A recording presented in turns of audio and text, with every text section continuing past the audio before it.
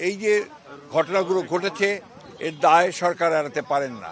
এই জন্যে যে সরকারের বিভিন্ন যে প্রতিষ্ঠানগুলো আছে, বিভিন্ন যে বাহিনীগুলো আছে, তাদের সামনেই এই ঘটনাগুলো একের পর এক ঘটেছে, যেটা আমরা মনে করি দেশের সার্বিকভাবে দেশের যে আইন শৃঙ্খলা পরিস্থিতি, স্থিতিশীলতা তাকে যথেষ্টভাবে বিপন্ন করেছে এবং ফ্যাসিবাদকে সুযোগ করে দিয়েছে তাদের এই সম্পর্কে একটু কথা বলার।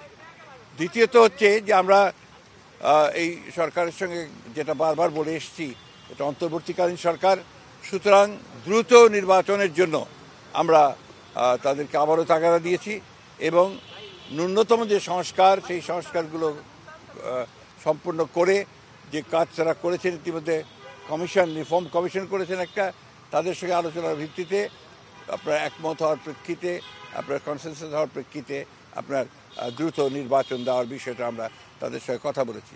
আমরা প্রশাসনে যে সমস্ত ব্যক্তি এখনও যারা দোষর ছিলেন ফ্যাসিবাদের এবং যারা ক্ষতিগ্রস্ত করেছেন বাংলাদেশকে সামগ্রিকভাবে, তাদেরকে আইনের আওতায় আনার জন্য এবং একই সঙ্গে তাদেরকে প্রশাসন থেকে সরিয়ে দেওয়ার কথা আমরা বলেছি। আমরা যারা অর্থনীতির ক্ষতি করেছে, লুট করেছে, যারা লুণ্ঠন করেছে, তাদেরকে আমরা আবারও ফিরিয়ে আনার জন্য, টাকা ফিরিয়ে আনার জন্য, একই সঙ্গে তাদেরকে আইনের আওতায় নিয়ে আসার জন্য আমরা সেই দাবিগুলো করেছি। আমরা একই সঙ্গে যে কথাগুলো বলেছি তা হচ্ছে যে বিগত 15 বছর 16 বছরে যে মিথ্যা মামলা দিয়ে রাজনৈতিক নেতা কর্মীদেরকে যে হয়রানি করা হয়েছে, সেই মামলাগুলো প্রত্যাহার করার ব্যাপারে আমরা নীতিগত সিদ্ধান্ত কথা বলেছি। তারা একমত হয়েছেন, তারাও আপনাদের সামনে কথা বলবেন, এই বিষয়গুলো তারা একমত হয়েছেন।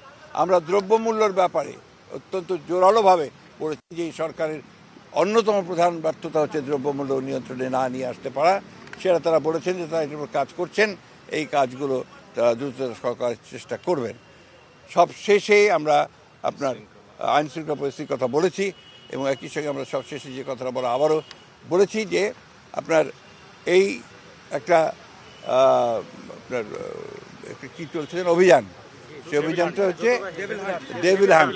আমরা অতীতেও অনেক অভিযান দেখেছি, সেই ধরনের কোনো পুনরাবৃত্তি যেন না হয়, অর্থাৎ কোনো ইনোসেন্ট মানুষ যারা আপনার যেন না হয় এবং এটা নিয়ে আবার যেন কোনো রকমের সমস্যা তৈরি করা না হয়, এই কথাগুলো আমরা অত্যন্ত জোরের সঙ্গে বলেছি।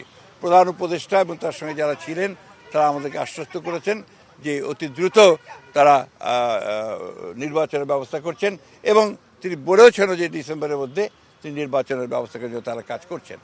আমরা আশা করব যে জনগণের আশা যেটা আছে, প্রত্যাশা আছে যে অতি দ্রুত এবং একটা রোড ম্যাপ ঘোষণা করবেন তিনি, সেটার মধ্যে দিয়ে আমরা ডিসেম্বরের মধ্যেই নির্বাচন সম্পন্ন হবে বলে আমরা প্রত্যাশা করছি, জনগণও প্রত্যাশা করছে। এবং সেই সঙ্গেই আমরা যেটা বিশ্বাস করি যে গণতান্ত্রিক সরকারের যে আপনার ট্রানজিশন হবে গণতান্ত্রিক ব্যবস্থায়, সেটা অনেক সহজ হয়ে যাবে যদি আপনার একটা নির্বাচন অনুষ্ঠিত হয়। আমরা স্থানীয় সরকারের ব্যাপারে কোনো মতেই একমত হব না। আমরা খুব পরিষ্কার করে আগেও বলেছি, এখনও বলছি যে জাতীয় সরকারের আগে কোনো নির্বাচন হবে না। এটা ওনারা ঠিক করবেন, তবে ওনারা সম্ভব 15 তারিখের মধ্যেই ওনারা কিছু একটা বলতে যাবেন।